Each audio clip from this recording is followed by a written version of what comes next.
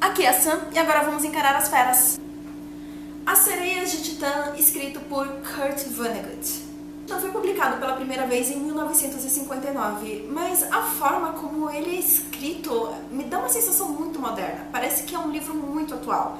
Embora você perceba que não tenha nada do que existe na nossa sociedade atual, como smartphones e referências a fake news. A forma como a narrativa flui é bem moderna, é bem fácil de acompanhar. Lembra muito a forma como são escritos os livros jovem adulto atualmente, os young adult, mas de young adult esse livro não tem absolutamente nada. Todo o pessimismo, vulgaridade, agressividade, ironia e humor que o Kurt Vonnegut coloca na escrita dele me lembra escritores como Bukowski, parece mais uma mistura assim de Bukowski com Douglas Adams. Só que Douglas Adams veio depois de Kurt Vonnegut, então eu acho que existe uma possibilidade aí de em algum momento o Douglas Adams ter se inspirado no Kurt Vonnegut em muitas coisas, ainda mais quando você lê livros como Guia do Mochileiro das Galáxias, que é um livro que eu li muito antes de ler esse aqui. À medida que eu ia lendo esse, ia me dando uma sensação assim de inspiração. Só que depois que eu vi a data que isso foi publicado, eu falei, não, é o contrário. O Douglas Adams veio depois, não tem como ele ter vindo antes. E isso significa que esse livro vai agradar pessoas que são fãs de Douglas Adams e Guia do Mochileiro das Galáxias? Talvez. A perspectiva pessimista e vulgar desse escritor me lembra muito mais Bukowski do que Douglas Adams. Então eu acho que esse é o tipo de livro que é mais pro gosto de quem é fã do Bukowski do que pro gosto de quem é fã do Douglas Adams. Mas nada impede de ambos gostarem. Não existe nada muito absoluto a respeito disso. E ainda que você não seja fã nem de uma coisa nem de outra, ainda assim eu recomendo a leitura desse livro. Ainda assim, as qualidades dessa história são muito mais recomendáveis do que evitáveis. Bem, existe um personagem aqui, que é o Rumford, que ele é milionário e falou, sou milionário, vou pegar minha nave espacial, meu cachorro e dar um rolê ali no espaço. E foi o que ele fez. Só que no meio do caminho existia um fenômeno chamado infundíbulo cronossinclástico.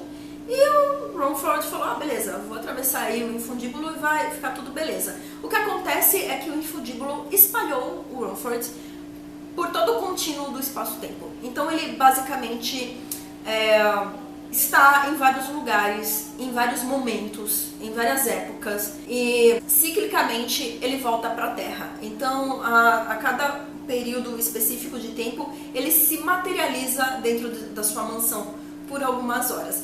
E essa materialização periódica do Rumford em sua mansão se torna um tipo de atração. Então as pessoas sabem quando vai acontecer a próxima materialização e forma-se uma multidão na porta da mansão do Rumford, porque todo mundo quer ver isso acontecer, mas ninguém nunca vê porque ninguém nunca pode entrar. Até o dia em que Rumford convida uma pessoa específica para acompanhar uma materialização.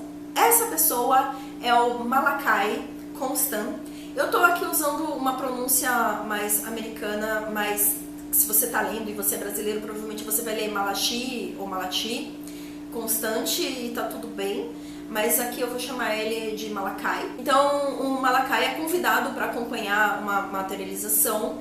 E nessa materialização, o Rumford vira pro Malachi e espoleia o livro inteiro. Sério, primeiro capítulo, primeiro diálogo, o Rumford vira pro Malachi e fala, você vai pra Lua, vai pra Mercúrio, vai voltar pra Terra, depois vai pra Titã e no meio desse rolê você vai ter um filho com a minha esposa. E é isso. E o que vai acontecer logo em seguida é exatamente o que o Rumford descreveu para o Malachi. Ele vai sair da Terra, vai para a Lua, vai para Mercúrio, vai voltar para a Terra e vai para Titã. O Malachi, como qualquer pessoa minimamente sensata, fica um tanto incrédulo a respeito dessa previsão e duvida e fala que não está muito afim. O Rumford, então, para deixar o Malachi mais propenso a aceitar esse destino, mostra uma foto que são 3 mulheres lindíssimas e ele fala, essas são as sereias de Titã. Então o Malachi pega essa foto, guarda com ele, acha as mulheres assim, lindas, extraordinárias E como ele é um milionário e ele tem diversas empresas, e ele tem uma marca de cigarro, ele usa essa foto para fazer a publicidade da sua marca de cigarro, porque afinal de contas, né, já que caiu na mão dele, vamos usar. E esse fato tem uma relevância muito pequena na história, e acho que isso é uma das coisas interessantes nesse livro, porque o autor, ele constrói uma narrativa e ele coloca coisas pequenas e aleatórias no meio da história que a gente pensa, essa publicidade vai ter algum peso maior, vai ter maior relevância. Não vai ter. Ela simplesmente vai ser em algum momento e depois não vai ter mais nenhuma ou mínima influência no que acontece aqui. O ponto principal é, a esposa do Mumford também conhece essa previsão, fica putíssima, fala, você não se importa que eu, que sou sua esposa, vou ficar com outro cara. E aí ela começa todo um esforço para evitar isso ao máximo. Então, aqui é anunciado que vai ter o lançamento de um foguete para o espaço. E aí o que ela faz? Ela faz de tudo para evitar se aproximar desse foguete e a aproximação do Malakai desse foguete, porque esse é o único link, né, o único elo entre a Terra e o espaço, porque ela sabe que só vai ter um filho com o Malakai quando sair da Terra. E o Malakai é a mesma coisa, ele inicia uma série de esforços para se distanciar da esposa do Mumford, porque ele também não está muito interessado nessa previsão. Mas o mais interessante é que não importa o quanto você se esforce, o quanto você tente fugir, porque já aconteceu. Porque o Mumford, ele está espalhado no contínuo espaço-tempo. Então, para ele já aconteceu. Porque ele está no presente, ele está no passado, ele está no futuro. E o futuro, para ele, já aconteceu. Então, não tem o que fazer. E isso é apenas o começo de tudo. Olha só, esse livro, ele é relativamente pequeno. Ele tem exatas 301 páginas. Não é muita coisa. E ainda assim, ele fala a respeito de muita coisa, ele desdobra muita coisa, ele explora muitos conceitos. Então, nessa história, ele cria uma religião e nessa criação de religião, ao mesmo tempo que ele reflete a respeito do conceito de religião, da função da religião, ele esnoba a religião, ele zomba das religiões. A mesma coisa acontece uma guerra, e é a mesma coisa. Ele faz uma reflexão muito interessante a respeito do quão massacrante uma guerra é, do quanto a máquina da guerra destroça a personalidade e a vida das pessoas, não só naquele momento em que você está no campo de batalha matando alguém, mas todo esse processo enquanto você se torna um soldado, até o momento em que você está de fato matando uma pessoa. Isso massacra a pessoa que está matando e a pessoa que está morrendo. E falando assim, parece algo muito pesado, muito denso, só que o Kurt Vonnegut, ele consegue simplificar isso de uma forma interessante. Ele consegue falar sobre assuntos muito densos, muito profundos, muito pesados, de uma forma muito leve e muito simples. Embora em momento nenhum ele não seja feliz ou otimista, ele não é gentil com nenhum personagem. Ele massacra todos os personagens dele. Ele massacra o Malakai, a Beatrice, o Mumford, todos. Ele fica o tempo todo jogando os personagens dele num ciclo de miséria. Então, assim, a vida deles só vai ladeira abaixo. Ninguém aqui é engrandecido, tem qualquer virtude. Todo mundo aqui está sendo arrastado pela sua existência e sendo peões. Literalmente isso, assim. Eu acho que o principal ponto, acho que o principal tema dessa história aqui é a forma como existe algo maior, um jogo maior, uma consciência maior, mais poderosa, que manipula tudo. E as razões pela qual acontecem essas manipulações são razões duvidosas.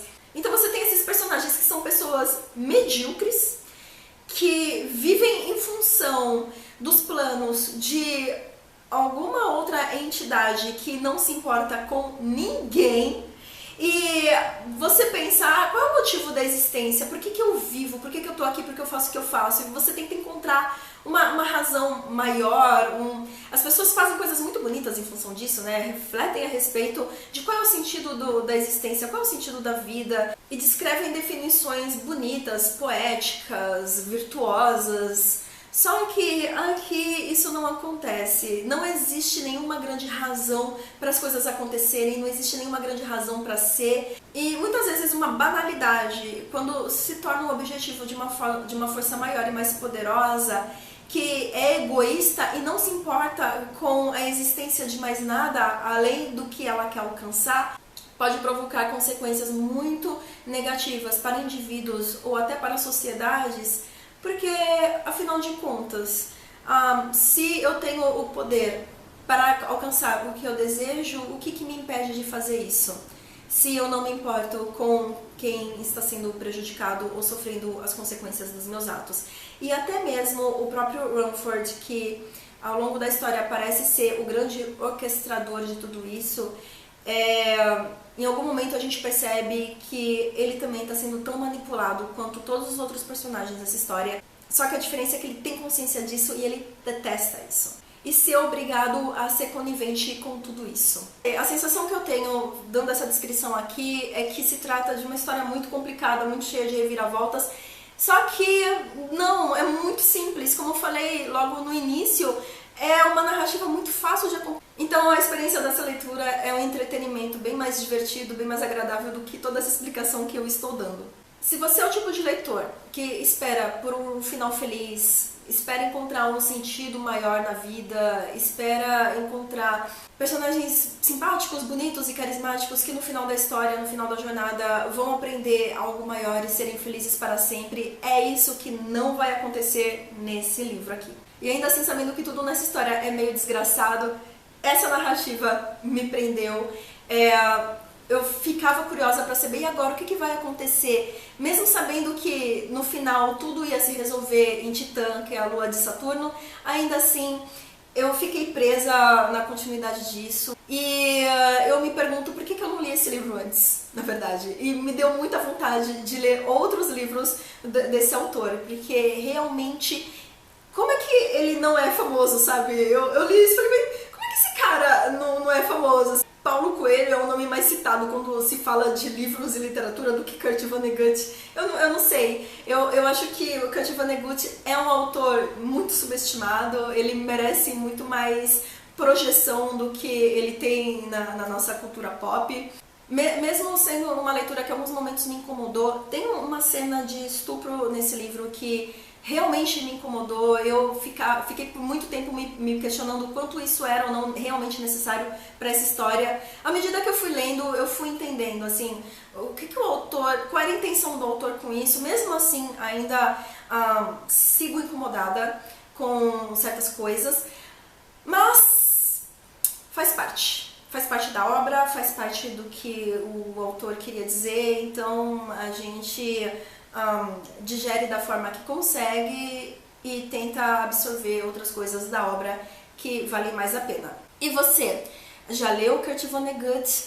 Já leu Sereias de Titã? Me diz aqui nos comentários o que você acha desse livro. Me dá um joinha se gostou desse vídeo, se inscreve no canal. Muito obrigada por me assistir até aqui e até a próxima!